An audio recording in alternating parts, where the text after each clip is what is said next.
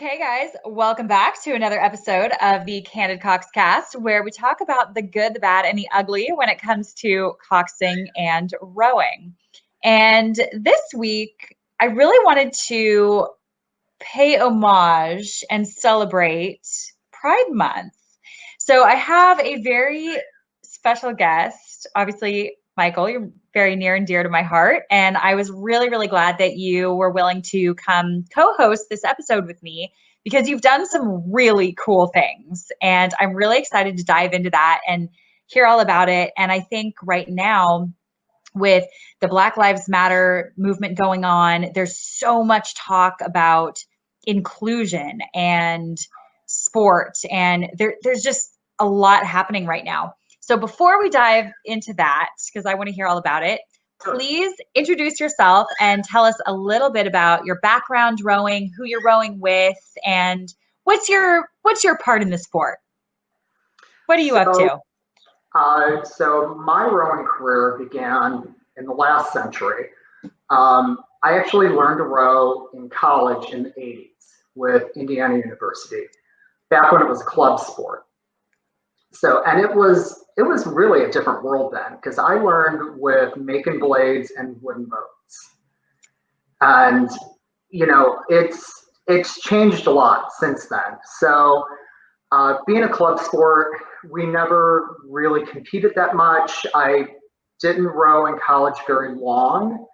And then once I got out, professionally, I was traveling all the time. So there was quite a gap in between when I learned to row and when I picked it back up again. So job change, staying home more, bad relationship ended, and kind of wanted to reinvent myself and decided I wanted to go back to something I had really loved doing.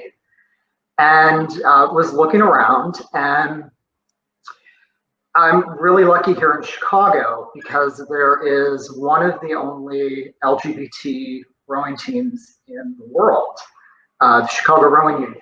So I had reached out to them, and luckily it was at the beginning of the season, and went through the learn to row process again, just because it was so long since I had been on the water, and won at it full force, and really the best decision I ever made. The people that I rowed with then are still my best friends. It was really the perfect rowing experience for me to be around people that motivated me and pushed me and really challenged me to do things that I didn't think that I could do, because growing up I had never been great at sports. And rowing was the first real sport where I felt like I kind of fit and that I was even like halfway decent at. So rowed with Chicago Rowing Union for several years. And then in 2018, I decided to make a switch to a different Chicago team. So I'm currently rowing with the Chicago Rowing Foundation. I've been with them for 2 years now. Bigger team. I never like to say better. It's just different coaching. It is better equipment. It's a better facility. And I had opportunities to nationally do some bigger events and be able to compete in those events on a more competitive level than I have been able to do before. So that kind of takes me up to today.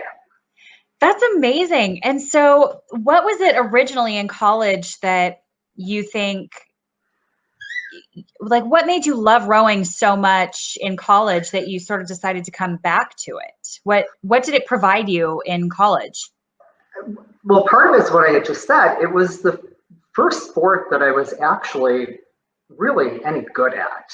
I mean, were you coming from ball sports? Because we all know rowers don't play ball sports. A lot of ball sports. I grew up in Indiana, and surprisingly, everybody always thinks of Indiana as basketball. And I grew up in the baseball capital of the state. And the only thing that I'm worse at than basketball is baseball. So I was doomed. Okay. but there was just something about it. And I, I, I still love when we do morning rows. I love being out on the water when it's quiet. I love watching the world wake up when I'm already out there. And I'm never afraid of a challenge. And this is something that's always challenged me and challenged me in a great way. And it was just something that I wanted to go back and see if it was still as good as I remembered. And it was.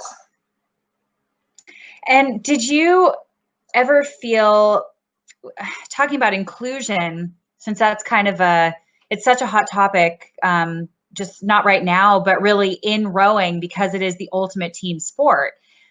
Did you feel any different back then when you started versus when you joined this LGBTQ team in Chicago? Was the vibe any different? Was the team different? Did it feel any different?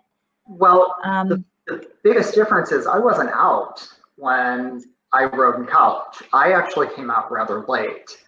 So I was still in the process of really learning who I was as a person when I was still in college. And I hope that I've learned a little bit more about myself since I've gotten a lot older and, have come back to the sport. That's so neat. And I think rowing is one of those sports that teaches you so much about yourself anyway, that I can imagine having to sort of go through that process. Again, I'm only imagining, but going through that process almost does double duty. Like you're finding yourself, but you're also being challenged in a very athletic, physical way, and, being part of a team that, obviously rowing is literally the ultimate team sport. So I imagine it just served so many things for you. It's more so now. It was really great for me to see and to be among a group of people that weren't judging me for my job or for how I was dressed. It was really about, was I going to show up on time? Was I going to, run the oars? Was I going to put in the effort? That's the kind of stuff that you're judged on, like most teams do judge people. And, it's the stuff that just happens. So. Yeah. I did not word that eloquently at all, but I know what I was trying to ask, so forgive me. And then you find this other team that is geared towards the LGBT community. And even at that time, did you feel like you were treated any differently by the rest of the rowing community, or? Oh, yeah. Really? Okay. What was that like? You go to practice, and I remember when I was 15, you're kind of in a bubble. Everybody in the boathouse, because there's multiple teams that row out of the boathouse. Everybody knows who you are, and you see the same faces, and it's no big deal. And you're with your friends, your teammates, and it's just this great big, circle of happiness. And then you go to a regattas, and this is something that happened to me at Nationals last year. I'm really good friends with a lot of the rowers from the DC Strokes, which is actually the oldest LGBT rowing team in the United States. And we were at Nationals. I was at the recovery docks, and my friends had just won a silver. So I'm waiting for them to come off the dock, congratulate them, all the usual. And there were some members from a very well-known East Coast team that were standing next to me, and they didn't realize that I knew who they were. And just listening to what their comments were about my friends kind of made me realize that, it's not all acceptance and inclusion. There's no real aggressions against gay rowers. It's a lot of microaggressions, and it's a lot of it with language and just actions. And there's put downs that guys like to say to each other, and these are the kind of things that were being thrown around. But they were making fun of, they had a Target shopping bag, they had the rainbow flag on it for their shoes, and on and on. It was just stuff like that. But it's things that we encounter all the time, and it's not just an isolated incident. That's really interesting, and obviously heartbreaking to hear, especially now. I think people say things like that and they don't even think, and it's like you don't realize how harmful it is when you're saying things like that. Well, my skin is thick, and I've certainly been called every name that there is at various times in my life. And so I'm not gonna run away because someone decided to throw a name at me. But a lot of what I think about, especially in the boathouse, because I hear even the juniors doing it when they're trying to put each other down. And for me, it's more about, like with the kids, I always think there's at least one kid, whether it's a boy or a girl, who isn't out yet. And they're listening to this. And on some level, there's a hesitation to want to be true to who you are. And it's things that just stay with you. Wow. I mean, that's really interesting. And so do you ever say anything back? I mean, can you? It depends on the situation. Yeah. I mean, I did make a comment as I was passing the ones at nationals and let them know that I was with them and that I heard everything. And then we had a discussion with my friends about it. But it's hard. At what point do you want to create the issue? Yeah. And it's hard to describe, because it's for someone who's not thinking. Like on my current team, I hear it every once in a while, and it's certainly decreased since I've come on board. But every once in a while, you just hear some banter, and you know that it's just guy talk, and they don't mean anything by it. But it's still stuff that I have to hear, whether it's the jokes or the occasional put downs or things like that. And it's never directed at me. I want to be really clear about that. But it's just things that I overhear. Absolutely. And so what do you think within some of these clubs would be ways to mitigate some of that, or include more minorities, LGBT? Because I think, especially right now, like I've said before, with the Black Lives Matter situation, I think we're all very sensitive now to inclusion of all types, especially in our sport that's known for a very specific demographic. It's mostly white, male, Ivy League, coming from money. People have this perception of rowing that isn't really what rowing is anymore. And one thing that I love to talk a lot about on this show is hear from all different kinds of people, whether it's coastal rowing or the LGBT community, the Black community, and just talk about rowing. Like, we just love to row, but maybe it's a little bit pie in the sky, because that's not the reality, but I'm trying to learn as well.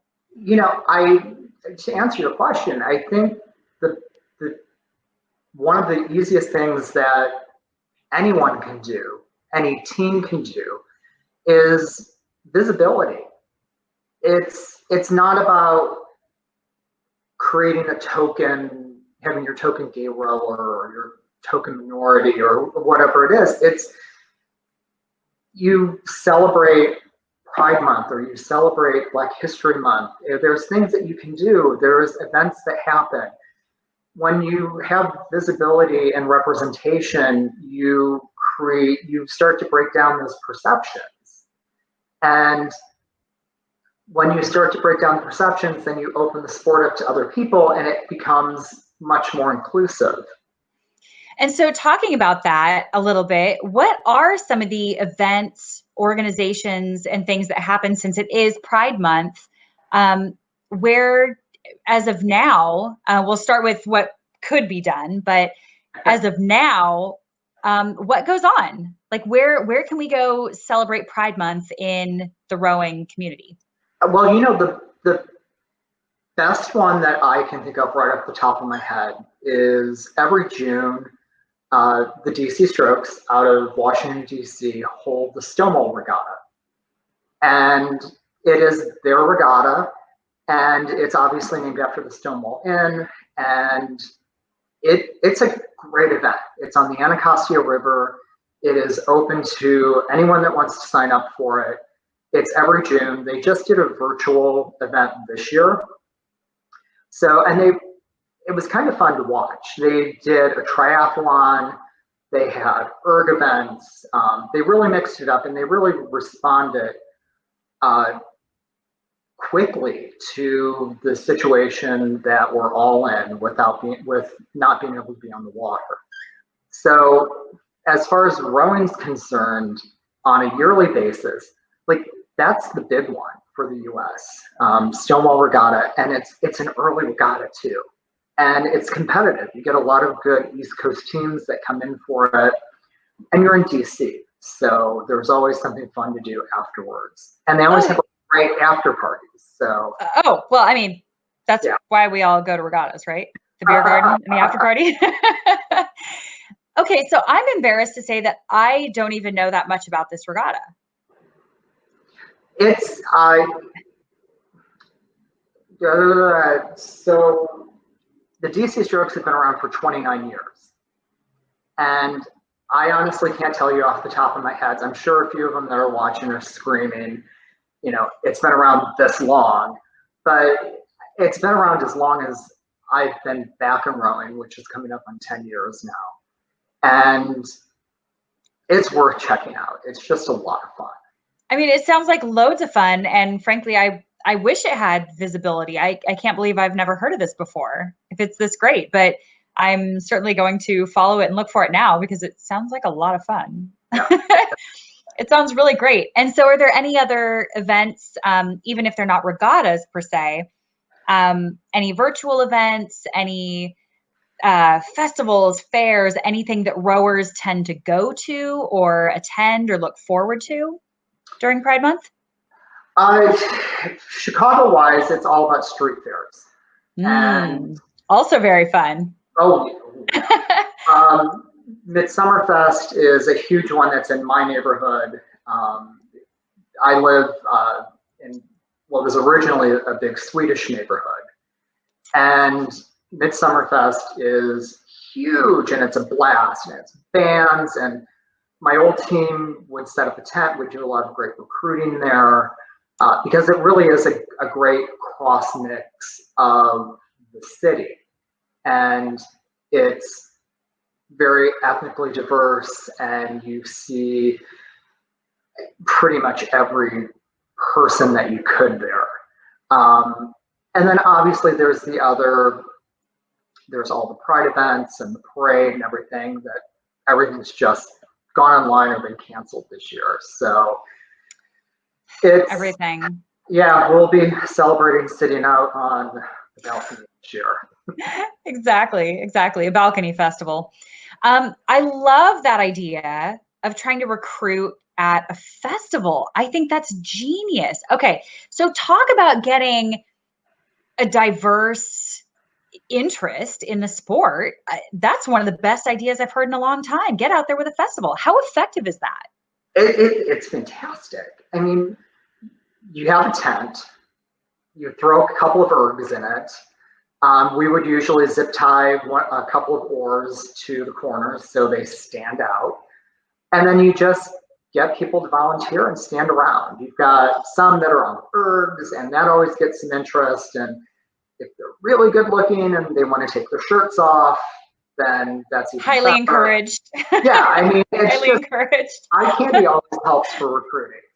But you make sure you've got your information ready to go. We would always kind of time it so that it was around Learn to Rows. And if people were interested, here's a card. This is when Learn to Row starts. Go to our site. You can learn more about it. Things like that. And it's just asking questions. And, great questions like, do I have to be gay to be on your team? And the answer obviously is no. It was just about being inclusive and accepting of everyone. And you meet some really fascinating people doing it. And we've gotten some really good people over the years by being able to do that. I can't believe more teams don't do this. Yeah, this is a genius idea. I mean, it's kind of like a duh. It's right there. Exactly. It makes so much sense. And you get the crowd, you get all different kinds of people, tall people, strong people, athletes, all different backgrounds. Like, what more could you ask for? But it's better than a parade. I know a lot of teams do the parades, and it's great because you go by and they see you, but you're able to interact with everyone. And you're giving lessons on the erg, and you can answer questions. And if you've got some years where you're able to have some better AV people who could set us up with that, or we just have photos.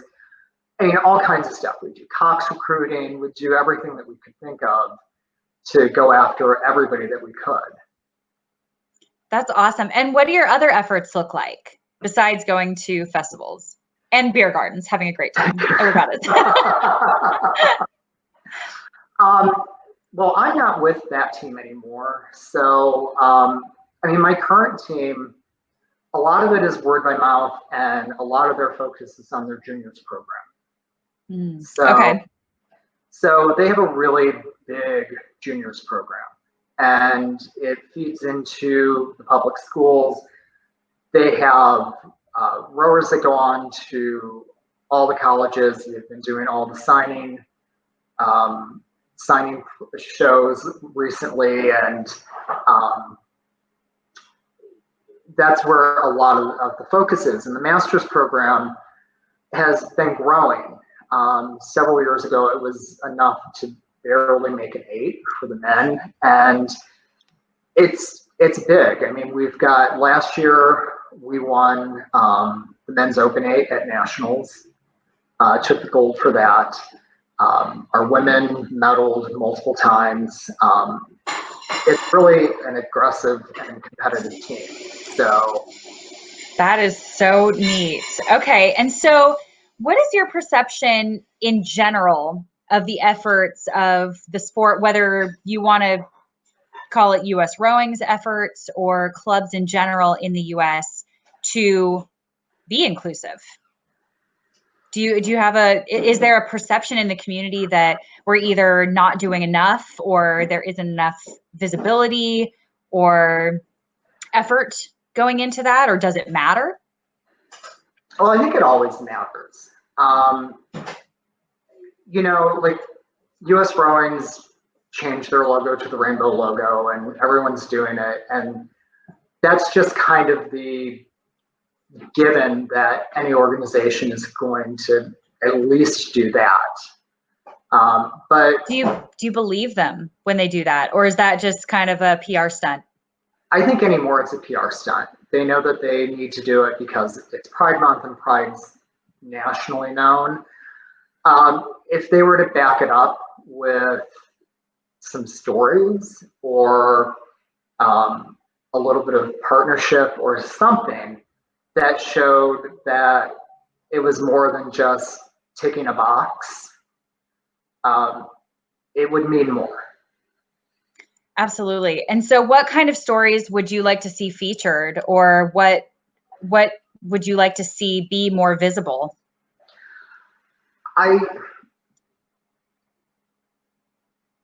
I think, well, obviously things like we've already talked about with like Stonewall Regatta, but there's also things like the gay games that I want to talk about that for sure. And I'll say this and then we can, move on to, but I remember in 2018, US Rowing sent out a Facebook post, and good luck to all of our rowers that are competing at the gay games in Paris. Everybody was really excited. Maybe this is it. Sent results, sent photos, never heard another peep about it. It was just kind of like it got on someone's radar for a second, and then they ticked it off, and it's time to focus on the under 23s again. So it feels very insincere when it's posted. Yeah. Okay.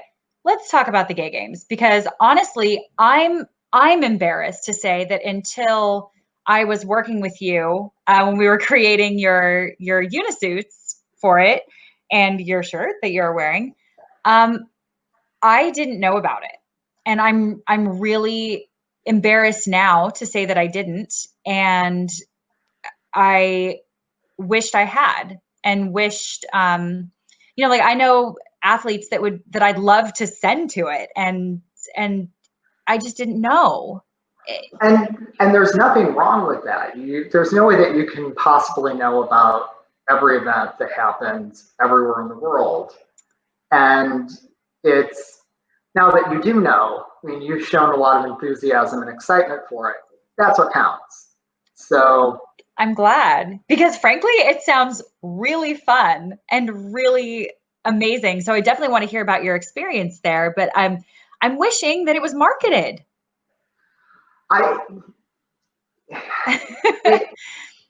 It's tough in the sense that because it's a global event, a lot of the focus it is marketed within the LGBT community.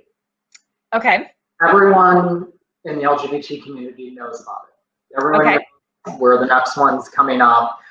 And especially as you get closer, in the US, every state has a team that goes. Larger cities have their own contingent. Like there's a Team Chicago that is a part of Team Illinois.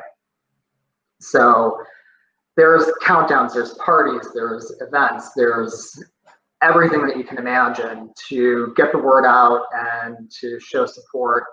And it gets a lot of coverage. When the event actually happens, there's a lot of coverage. New York Times covering it, CBS News, a lot of national publications. But the lead up to it is pretty sparse. Okay. So we have some PR work to do on the lead up. I mean, this sounds so fun. And so I'd love to hear a little bit about your experience. Like, how do you even get involved in something like this? How do you go from just hearing about it to now entering a boat and putting a team together? Well, I'm going to give you a real quick background on the gay games, which will kind of explain a little bit of what you were just asking. So they were founded in 1982 by Dr. Tom Waddell, who was an Olympic decathlete. He actually competed in the Mexico City Games.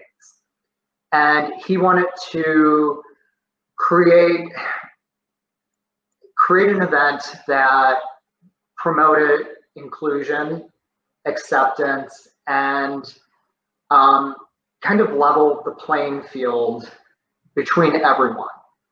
And one of the standards for the gay games is there's no prerequisites to be able to participate. So basically, put your money down, pay your registration fees, and you're good to go. When the games first started in the 80s, there were about 1,000 people that competed. Last games were in Paris. and they had 900 fewer athletes than the Rio Olympics. Wow. So, yeah. So it averages anywhere now between 9 and 11,000 participants. And that's just the actual athletes. That's not the spectators and support teams and everything else. Oh my gosh, that's amazing. Okay. They were actually, at one point, the participation in the gay games was larger than the Barcelona Olympics, and there's one other one. So it's huge. It's really a big event. So the events change a little bit from games to games, kind of depending on what is in, but it's all your basics. You've got cycling, swimming, triathlon, rowing, sailing, volleyball, swimming, diving, fencing. And then there's things that you might not expect. Like there's darts, there's ballroom dancing. Yeah. What? And I know that for the ones that are coming up, they're going to have arcade games or video games. Oh my gosh, people need to get involved in this. Yeah. This is way too cool. And tell us, where are the next ones really quick? Hong Kong. That's right. So it's truly an international event. It's been in Australia, it's been Amsterdam, all over the United States. It's going for the first time to Asia, so Hong Kong's really excited to have it. And then the bidding process is going on for 2026. And it's all over the world. Ireland, Mexico, Sao Paulo, back to Asia, there's all over the United States. So everyone's really wanting to get these games. This sounds so cool. And so how competitively do you take this? Are you looking for people primarily in the LGBT community to actually bring? And again, like joining your team, do you have to be gay to go, or part of the LGBT community to go? Absolutely not.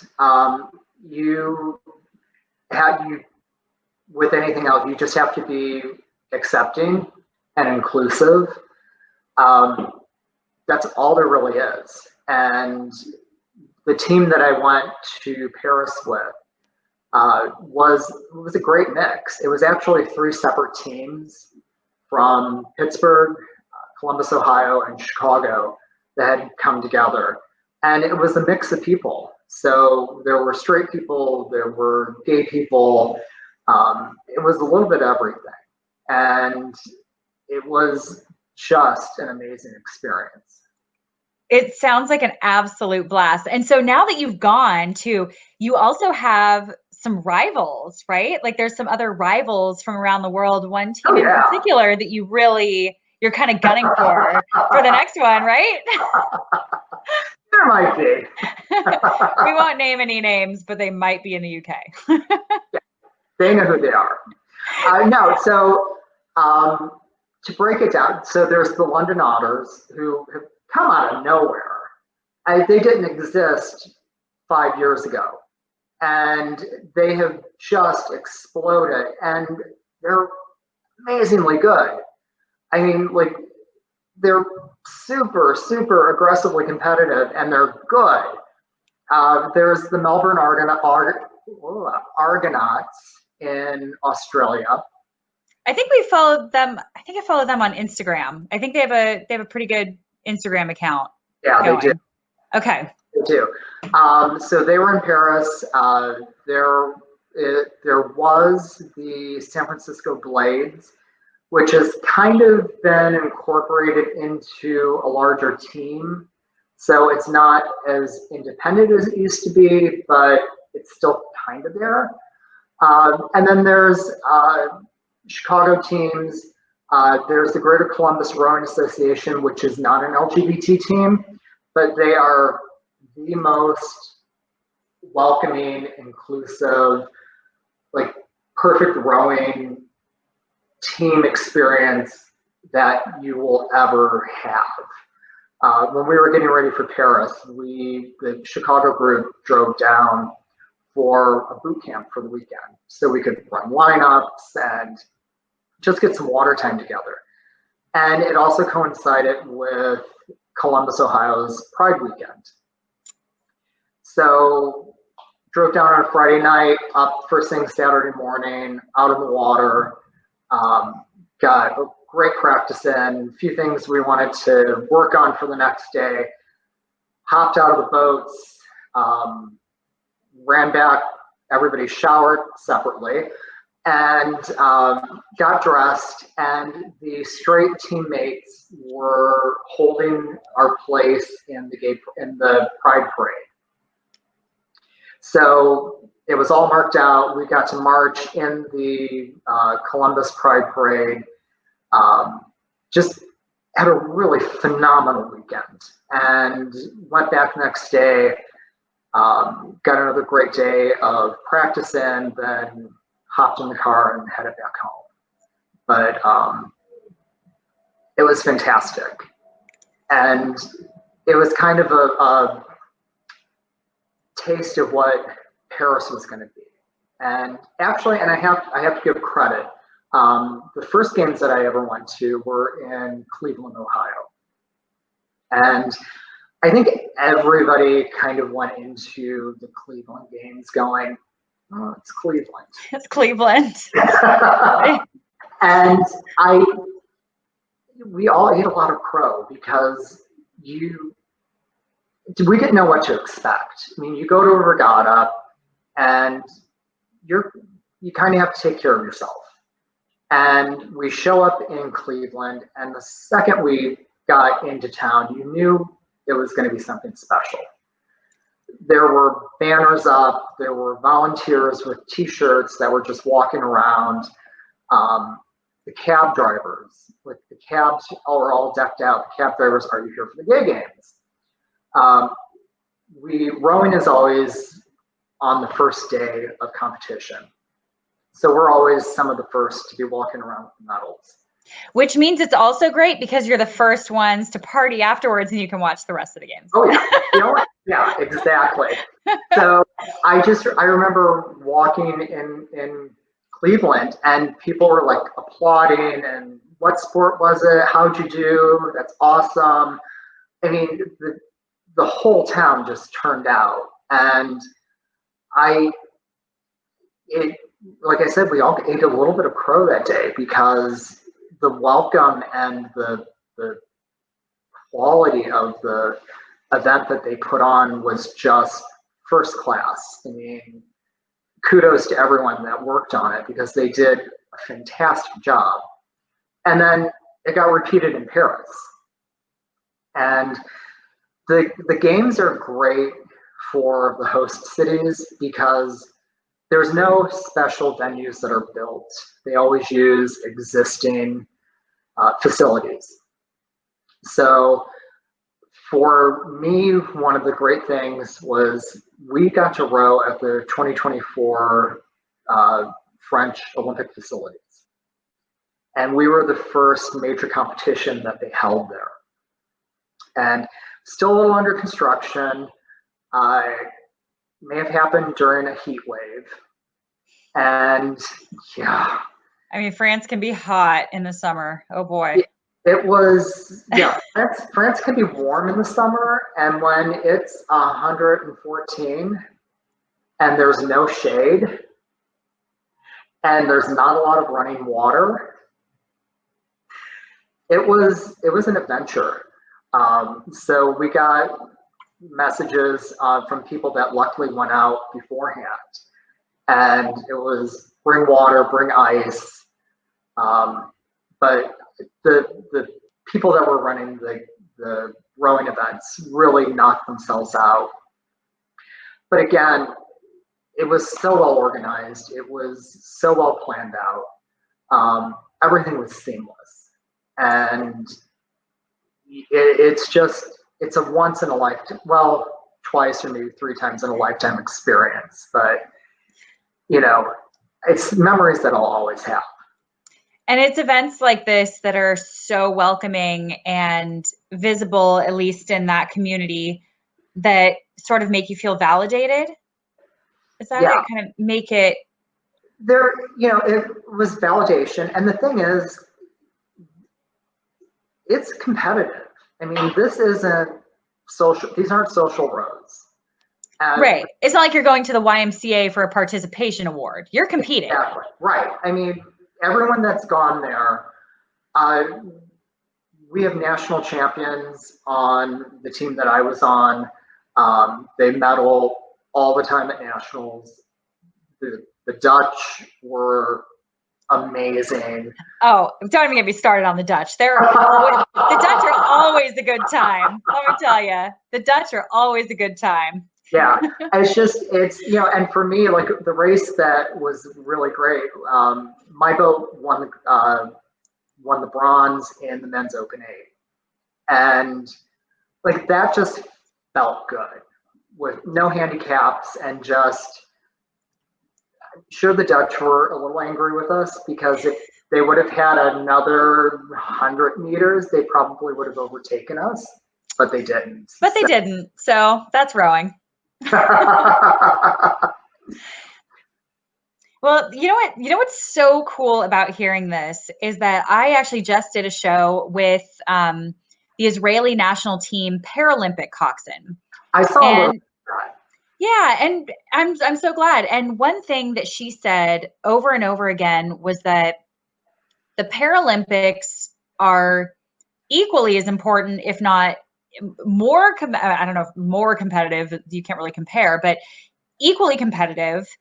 And they're sort of treated like, like they get the extra medals, from Holland Becker, from like the race the weekend before. And this is like a World Cup. This is not like a participation award. And so, and they would get like the worst training times, or they'd only get one lane to train in. And so there's all these equal but exceptions made along the way, if that makes any sense. And so the para rowers and the para teams feel like they're still less than, even though they're on a world stage. Yeah. And I think that's absolutely atrocious. It's an absolute atrocity. It is. And it sounds like the games here, from what I'm hearing you say, the gay games really level the playing field. It's equally competitive. No one's getting participation awards. Like you either medal or you don't. Yeah. And it's held like a real competitive event. And so there is no like less than feeling to it. It is, because it is a competitive event. I mean, everyone's there because they're serious. I mean, they've spent a lot of money, they've spent a lot of time, and they want to win. So it's the real deal. And I do have to say, there's also para games for the gay games. So awesome. Yeah. So they do really try to make it as inclusive for everyone as they can. They pull out all the stops. They really do. And they do a phenomenal job. And everything, I follow the Hong Kong games now. And they do a great Instagram feed.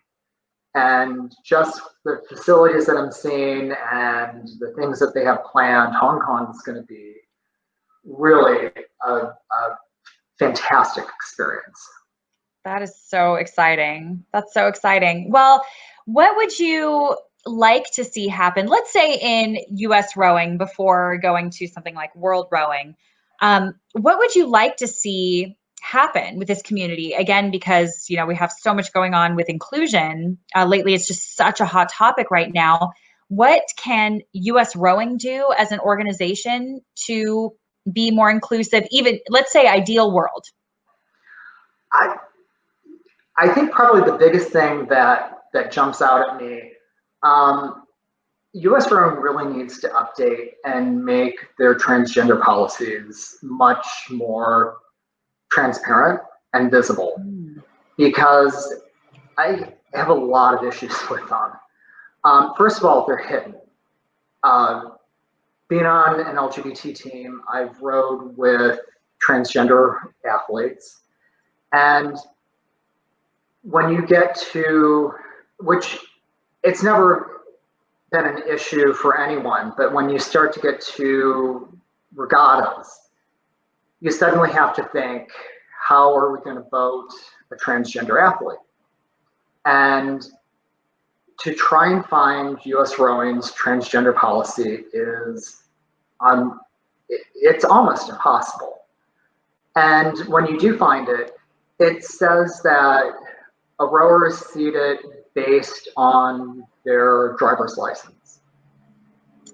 Okay, interesting. So at an amateur level, there's a lot of issues with that, because you may have someone that is identifying as female, but they have been able to have their documents changed, because it's really expensive.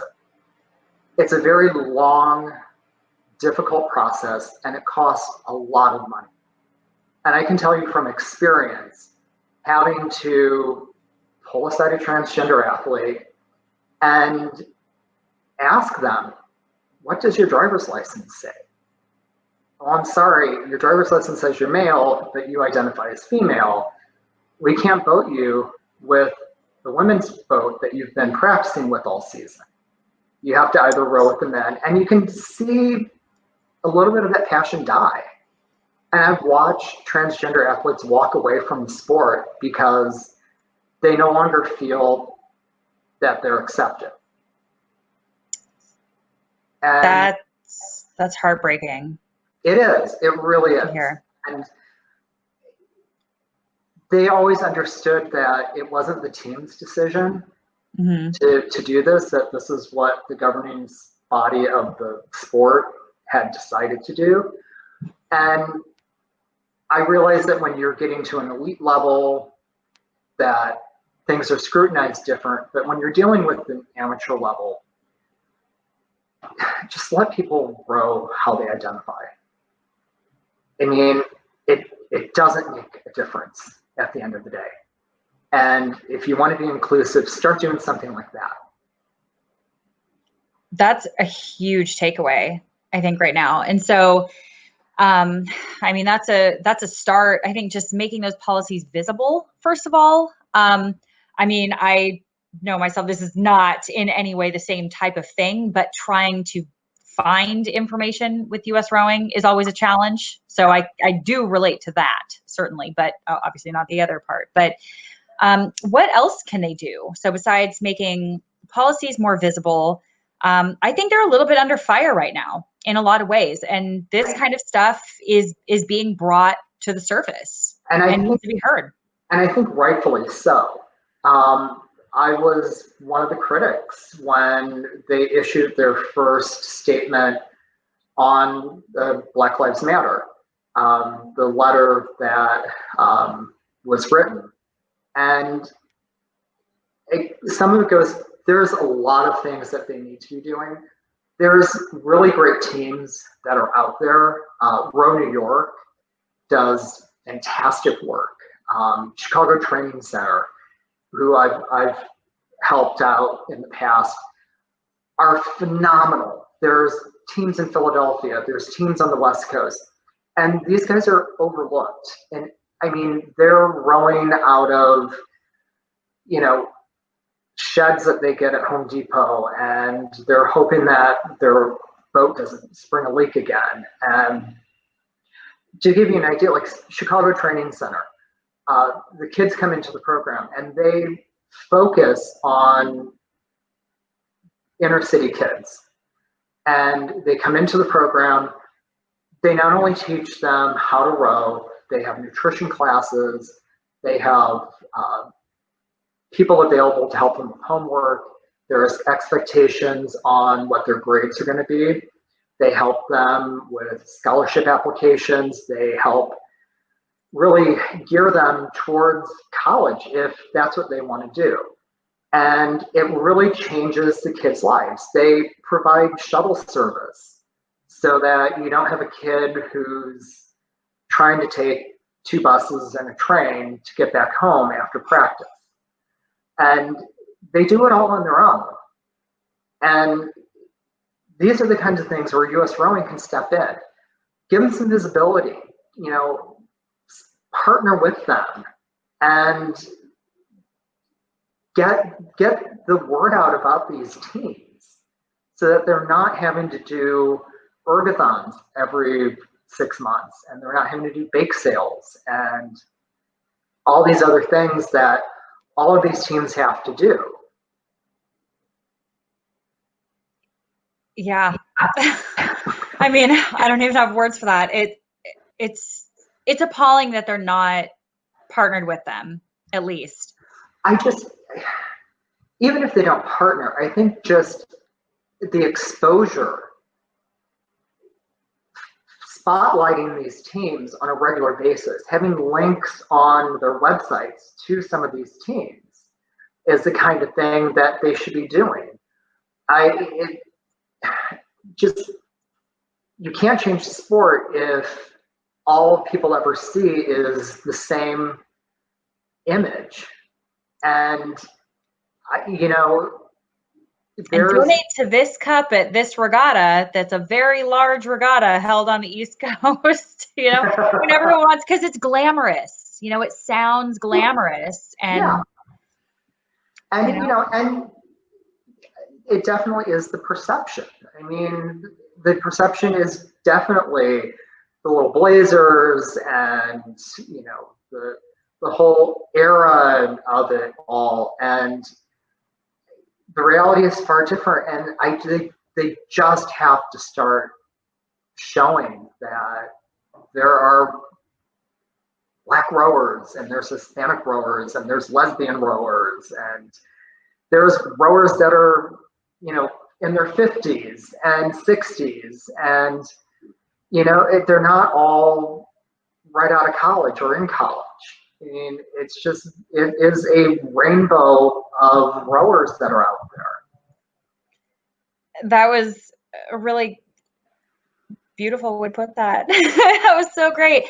And so what else do you think might surprise people that US Rowing is doing that's a huge challenge or obstacle for for Black and LGBT minority communities? Like you said, the policies, I didn't even know that. The visibility really coming to light. I mean, obviously we, the visibility on the gay games and on Row New York, and we've heard of them, but we wouldn't know what to do if we were interested in helping. What else might surprise people? I think it just needs to be more than like a pop-up. It needs to be more than just a one-off. It's June, here's our Pride post, let's move on to the 4th of July and get ready for whatever regatta is coming up in July. It's making it visible 12 months out of the year, and not focusing on the same small elite group of people. And yeah. And is that kind of, sorry, go ahead. No, I'm done. So is that sort of how you felt, or were you reminded by that again when they posted their recent post about the Black Lives Matter and what efforts, I guess you could say, they were going to start including? Well, first of all, when they did their first attempts, I was livid, absolutely livid. And I know that at this moment, there's very crucial conversations that are going on about racial inequality. And so I'm trying to keep my voice a little quieter about some of the issues that are really passionate to me, because I support this completely. But when I saw their eventual "we got it wrong" response and read through it, it sounds good. There's a lot of initiatives, things that they had started and had fallen by the wayside, things that they are committing to and saying that they're going to be doing. And it's a great start if they follow through on it. My biggest fear is that in a month or 3 months, everybody's going to be thinking of head season, and hopefully some teams are going to be out and there's going to be races going on somewhere. But, you know, my fear is that that's suddenly going to become what the topic is. We're back on the water, and this whole awkward diversity conversation just slips to the back burner, and then it's just, you know, swept in the closet again until the next controversy. And then they have to issue a big mea culpa and say, oh, we should have been doing more. Well, duh. I mean, you were supposed to be doing more the last time, and you weren't. So let's say worst case scenario, that happens. How can we as a community, if US Rowing and other governing bodies aren't following through on some of these promises that they're making, because obviously they look bad if they don't say something, how can we as a rowing community come back, let's say when head season starts, and sort of push back on that a little bit? How can we get involved and say like, no, this is still an issue. We're inclusive. We want to recruit more diverse athletes. Speak up. US Rowing has a lot of great platforms. Facebook, Instagram, Twitter. They have their website. I think part of the reason that they went back and they issued that second statement is because of the backlash that they received on the platforms. And there were some really intelligent suggestions, and there was some very justified outrage at everything that was going on.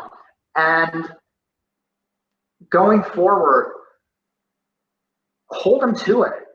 Go on to Facebook, into the comment section, and start asking them, what happened to the diversity program? Why aren't you talking about this? Tweet it out. Do it on Instagram. Continue. They won't change unless people continue to come back to them and say, enough is enough. And silence will only allow things to continue.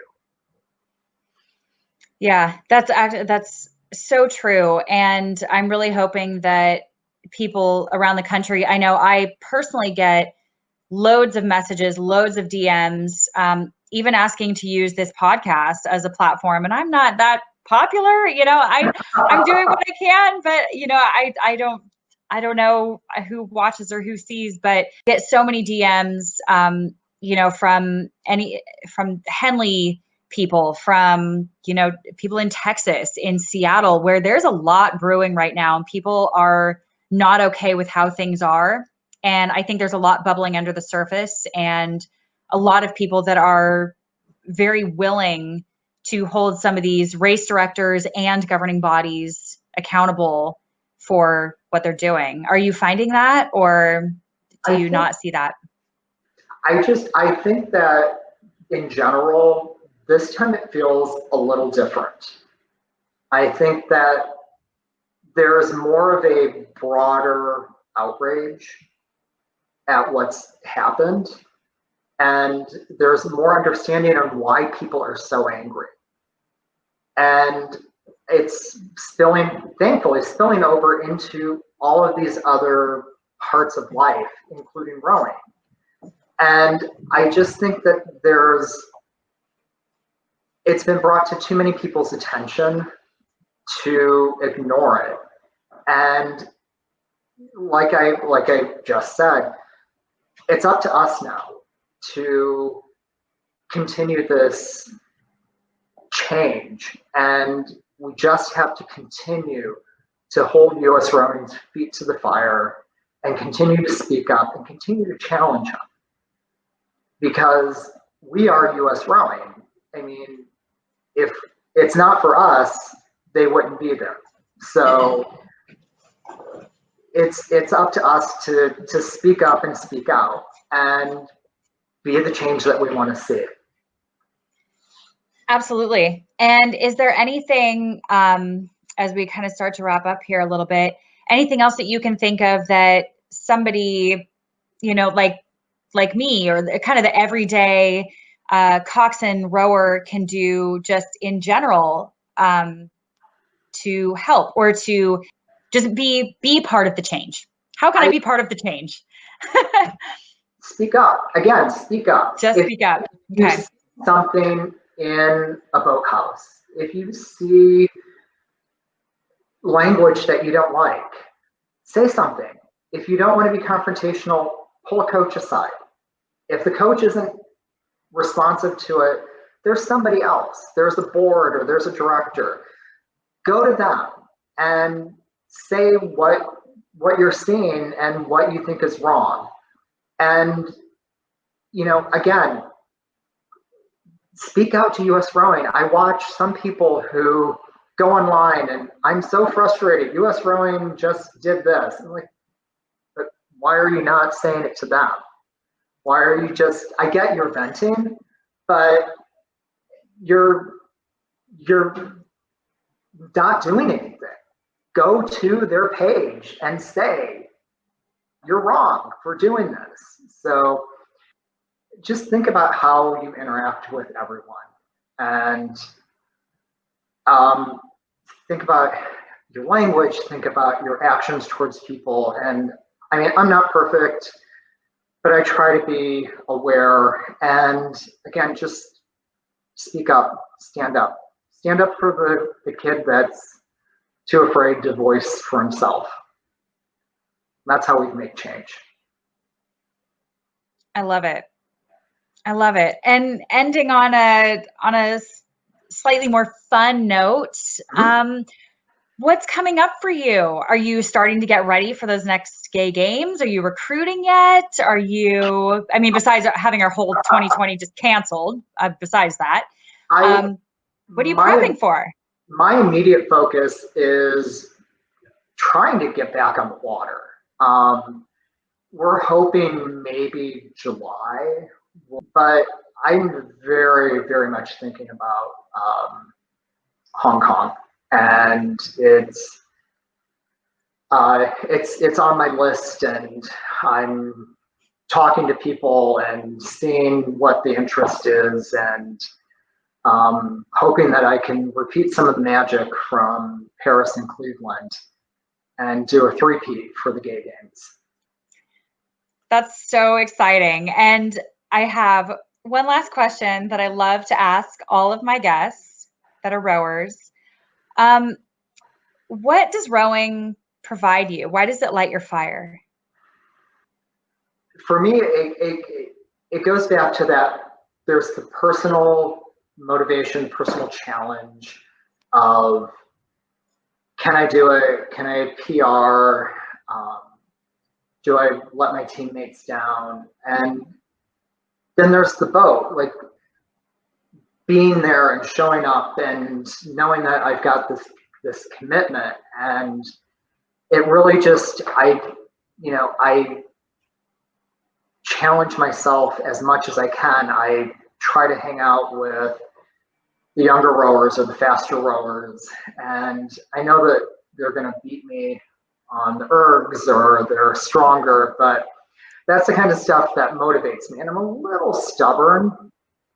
Two of my best friends, rowing friends, and I were having this exact conversation yesterday, and this is where I'm getting some of my wisdom from. And it's just being around other people who have that same passion fuels my passion, because it just creates that excitement and makes me want to go out. And I go out for every practice or every race going for the gold, knowing it might come in last, but at least I went out and I did it. And I'm going to go have a beer afterwards and get ready for the next one, and just keep doing it until my body says you've had enough. But you have a long time still. Plenty of time for I that. hope so. Yeah, I hope so. What other organizations can we follow online, or maybe go to their websites that are LGBT rowing teams or communities or regattas? There's Boston Gay Rowers. There's the Gay and Lesbian Rowing Federation. There's the DC Strokes, Chicago Rowing Foundation. For anyone that is in the United Kingdom, there's the London Otters. There's the Melbourne Argonauts. Those are the big teams off the top of my head. And if the Gay and Lesbian Rowing Federation is really good about compiling everything together and kind of showcasing what's going on with LGBT rowing. So give them a look, and you'll see what's happening. So loads of resources there, and hopefully we'll follow up with you and hopefully see you on the podium at the Gay Games. Let's cross them and see.